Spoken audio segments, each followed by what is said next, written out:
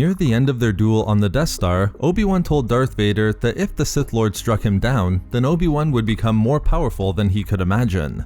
Of course, Obi-Wan was referring to his transformation into a Force ghost, able to manifest his consciousness even after death. Clearly, the Jedi Master's mastery and power was truly demonstrated once he became a Force ghost. Not only had Obi-Wan, and later Yoda as well, found a way to continue manifesting their identities after death, but becoming one with the Force as a spiritual entity meant that they were no longer bound by the laws of physics that ruled the corporal world. They were now part of the Force, which transcended time and space. As if overcoming death in this way wasn't enough, an example of this power is described in the novel The Life and Legend of Obi-Wan Kenobi, explaining that as a Force ghost, Obi-Wan and Yoda could travel across the galaxy from world to world merely by thinking about the journey. And yet, for all the power inherent in learning the ability to becoming a Force ghost, there were reasons why both Obi-Wan and Yoda didn't just avoid interactions with the Sith Lords Sidious and Vader after becoming Force ghosts, but actually feared manifesting their consciousness within the physical realm anywhere near them.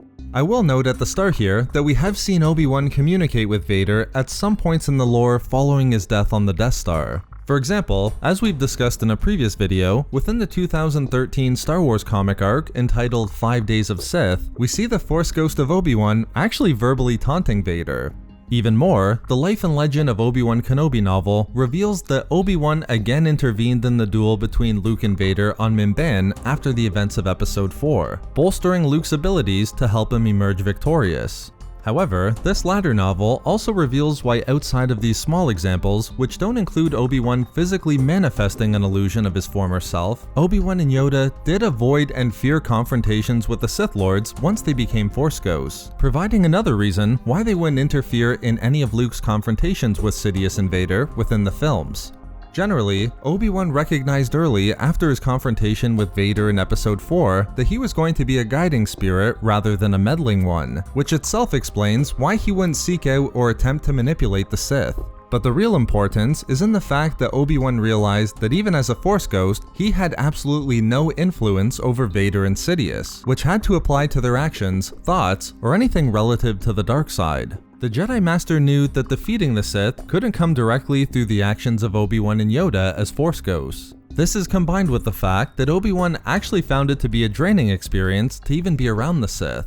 I don't read this as in any way diminishing his powers as a Force ghost, but more in the realm of the experience being extremely unpleasant, given the dark side that surrounded Vader and Sidious. The novel is clear. Given that Obi-Wan and Yoda wouldn't be able to influence the Sith in any way once they were Force ghosts, and the simple process of being around them was draining, Obi-Wan found it better to simply focus on Luke and his path following Episode 4.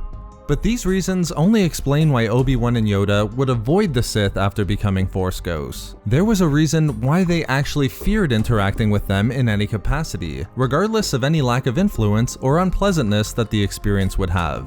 This reason involved actual danger to them even once they became spiritual entities. Obi-Wan and Yoda feared interacting with the Sith even once they were Force ghosts because they weren't certain if Sidious and Vader knew how to carry out an ancient Sith ritual that produced a devastating weapon of the dark side known as the Thought Bomb. In unleashing the full destructive energy of the dark side, a Thought Bomb would create a vacuum at the center of the weapon's blast that would literally pull in the disembodied spirits of any Force user within its radius, whether they be Jedi or Sith.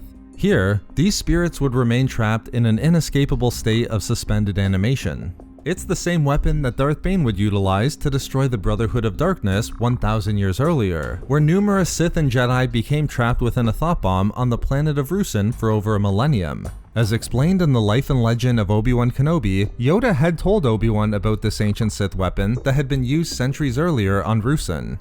This connects well in Legends, as the Jedi vs. Sith The Essential Guide to the Force explains that Yoda also informed Luke about the Battle of Ruusan and the dark side ability of the Thought Bomb, demonstrating just how important Yoda thought it was to be aware of. In order to craft a Thought Bomb, it required the combined will of many powerful Sith Lords, but Obi-Wan wasn't certain whether Sidious and Vader were powerful enough to use the dark side in this way on their own. In the same way, although it was known that the Thought Bomb could consume the spirits of living entities, Obi-Wan believed it was possible it could also be used to trap already existing spirits, or in other words, a Force ghost.